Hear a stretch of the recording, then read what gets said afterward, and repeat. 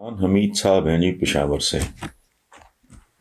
وہ کہتے ہیں جی آج 16 دسمبر پاکستان کی تاریخ کا ایک سیاہ ترین دن ہے، کیونکہ دیکھنے میں ایک تاریخ ہے لیکن مملکت خداداد کی تاریخ میں 2 قومی سانحات گزرے. ایک سانحہ سقوط ڈھاکہ اور دوسرا سانحہ آرمی پبلک اسکول. لیکن افسوس سے کہنا پڑتا ہے کہ ہم نے ان سانحات سے کچھ بھی نہیں سیکھا. ہم ایسے المناک سانحے آخر کب تک دیکھتے رہیں گے؟ ارسلان صاحب، یہ میں پہلے ہی ایک پروگرام میں یہ بات کر چکا ہوں کہ ایک ملک، ایک قوم اور 2 انتہائی گہرے زخم ایک ہی تاریخ کو لگے.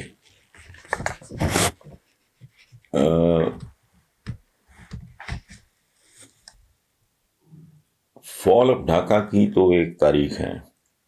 شریف الحق دالیم بی رتم جیسے ہمارے ستارہ جرت ہوتا ہے، ان کی کتاب ہے بنگلہ دیش ان انٹولڈ اسٹوری، یا اس طرح کا عنوان ہے. اسٹوری ہے یا کوئی اس طرح. آپ پڑھ لیں، آپ کو سمجھ آ جائے گا. وہ جو ایک شعر ہے آپ نے سنا ہوگا، لمحوں نے خطا کی تھی صدیوں نے سزا پائی، انصاف کے بغیر گھر نہیں چلتا. یہ ریالٹی ہے. یہ جو ہمارے اسلاف کی جو وزڈم ہے کہ کفر پہ قائم معاشرہ زندہ رہ سکتا ہے، یہ ظلم پہ نہیں. اور ظلم ہوتا ہے بنیادی طور پہ ناانصافی. گھر ٹوٹ جاتے ہیں. یہ تو ملک، اور ملک بھی ایسا جس کے درمیان تقریباً 3000 کلومیٹر کا فاصلہ، سمندری 1000 سے زیادہ کا زمینی فاصلہ، اور سوائے مذہب کے کوئی قدر مشترک نہیں. قطعاً یہ تاریخ کا ایک حیرت انگیز فیصلہ تھا.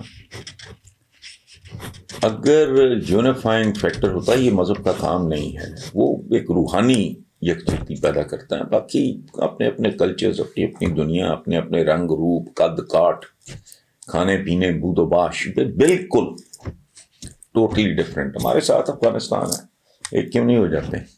ایران ہے ساتھ، ادھر اس نہیں ہوتا اس طرح. تو صرف مذہب کی بنیاد پہ یہ سوچا گیا تھا. اور میں آپ کو اپنا ایک ذاتی تجربہ شیئر کروں کہ جب میں نے پنجاب یونیورسٹی جوائن کی as an under graduate honours, تو اس میں اس وقت ایسٹ پاکستان تھا، تو بنگالیز کا بھی کوٹا تھا. تو ہمارے بے شمار بنگالی کلاس فیلو تھے. ہاسٹل بھی ایک ہی تھا، دوستیاں بھی تھیں. اور میں بڑی دیر بنگلہ دیش ٹی وی، آج سے چند سال پہلے تک میں دیکھتا رہا. خاص طور پہ میں دیکھا کرتا تھا، مجھے تو بنگالی شنگالی نہیں آتی. میں دیکھتا تھا کہ شاید کسی پروگرام میں مجھے اپنا کوئی ہاسٹل فیلو یا کلاس فیلو مل جائے. اس کے بعد وہ دکھائی نہیں دیے. بڑا میرا تو ایک ذاتی عجیب سا تجربہ ہے. اسی طرح آرمی پبلک اسکول یہ ہمارا اپنا کیا ہوا ہے. اب جہاں تک تعلق ہے کہ اتنے بڑے سانحات سے اگر بندے کی مت ماری گئی ہو تو سانحہ بڑا ہو یا چھوٹا، سیکھتا بیکھتا کوئی نہیں. سیکھنے کے لیے خاص طرح کا فہم چاہیے، خاص طرح کا لیول چاہیے. ہم نے تو بحیثیت عالم اسلام اپنی گزشتہ چند صدیوں کے زوال سے کچھ نہیں سیکھا. ہم برج العرب بناتے ہیں، ہم پتہ نہیں کیا کیا فاؤنٹنس بناتے ہیں، تو پتہ نہیں کیا کیا کرتے ہیں، بلڈنگز بناتے ہیں۔ مجھے بتائیں کہ پورے عالم اسلام نے دوسری بڑی پاپولیشن ہے دنیا کی، کتنے بڑے سائنٹسٹ پیدا کیے، کتنے بڑے مفکر پیدا کیے۔ ایویں ہم کھینچ کھونچ کے بنا لیتے ہیں، فلانا شاعر فلاں ہے تو فلانا شاعر ٹمکاں ہے، کوئی فلاں ٹمکاں نہیں ہے، کوئی ایک سائنٹسٹ ہے۔ ہماری زندگیاں صبح سے رات تک جن چیزوں کے ساتھ بسر ہوتی ہیں ان میں سے کوئی ایک چیز بھی ہماری تخلیق نہیں ہے۔ ہمارے ہاں آج تک خون دینا حلال ہے کہ حرام ہے، اعضاء ڈونیٹ کرنے یا گفٹ کرنے یا جو بھی ہے یہ حلال ہے کہ حرام ہے؟ اچھا، میں تو چند دن پہلے میں نے ایک اور سوال اٹھایا کہ اینستھیزیا جو ہے وہ تو بے ہوشی کی آخری لیول ہے، تو اینستھیزیا بھی حرام ہے؟ تو کسی کا آپریشن کرنا ہے، سرجری کرنی ہے تو ہوش کی حالت میں کرو۔ سیکھنا آتا ہے جب دماغوں کے دریچے کھلتے ہیں، علم سے، تعلیم سے، تربیت سے۔ تو جو ہمارے حالات ہیں وہ آپ سب کے سامنے ہیں، اس لیے اس پہ میں کیا کامنٹ کر سکتا ہوں۔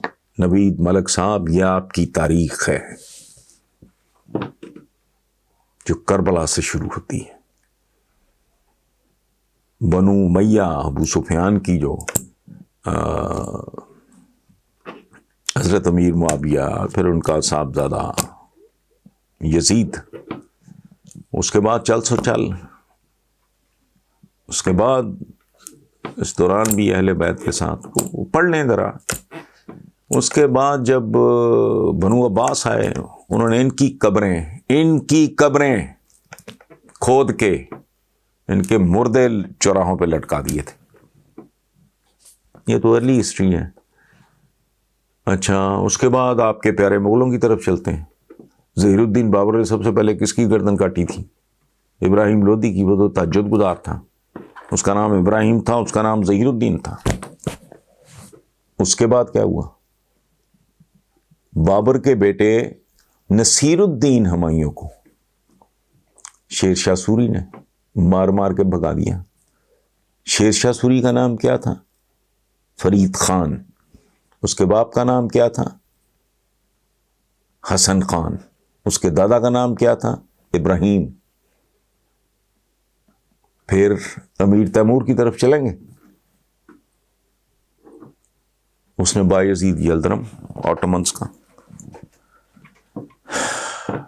اس کو تباہ و برباد کر کے رکھ دیا۔ وہ جو ایک گیپ ہے آٹومنس میں کی تاریخ میں، یہ وہی ہے امیر تیمور کے ہاتھوں۔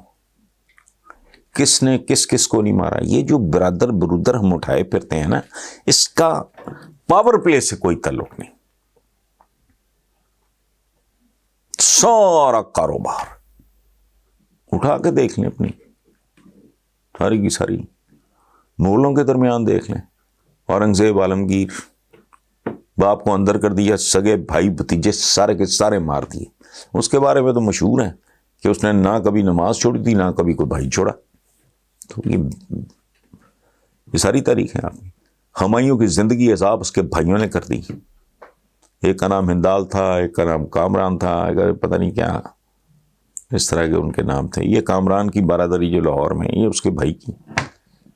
تو یہ سارے کے سارے کون؟ احمد شاہ ابدالی نے کیا کیا؟ نادر شاہ مسلمان تھا، اس نے کیا کیا؟ اس کی تلوار تو نہیں پہ،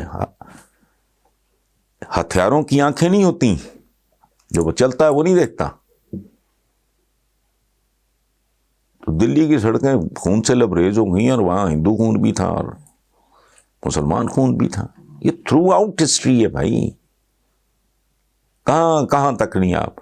موسیٰ بن نصیر اصل فاتح اسپین کا، طارق بن زیاد تو اس کا ایک کمانڈر تھا، وہ بھیک مانگتے مرا۔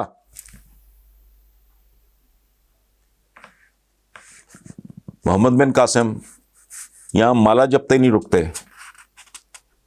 اس کو کھال میں سی کے لے کے گئے اور جتنی اذیتیں دے کے اس کو مارا، چونکہ وہ حجاج بن یوسف کا داماد تھا۔ حجاج بن یوسف کون تھا؟ اس نے کن عالی شان قابل احترام لوگوں پہ کیسے کیسے ظلم نہیں ڈھائے.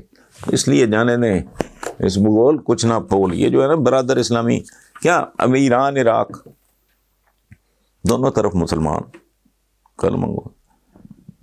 ایرانیوں کا اور عربوں کا سعودی عربیہ خاص طور ان کی آج تک نہیں بنی, صدیوں پہلے بھی نہیں بنی, آج بھی نہیں بنی. اسی طرح عثمانی ترک جو ہے ان کی اور عربوں کی اس کی ایک اپنی تاریخ ہے اور وہ بہت بھیانک ہے. اس لیے میرا خیال ہے مٹھی رکھیں, جانے ہی دیں.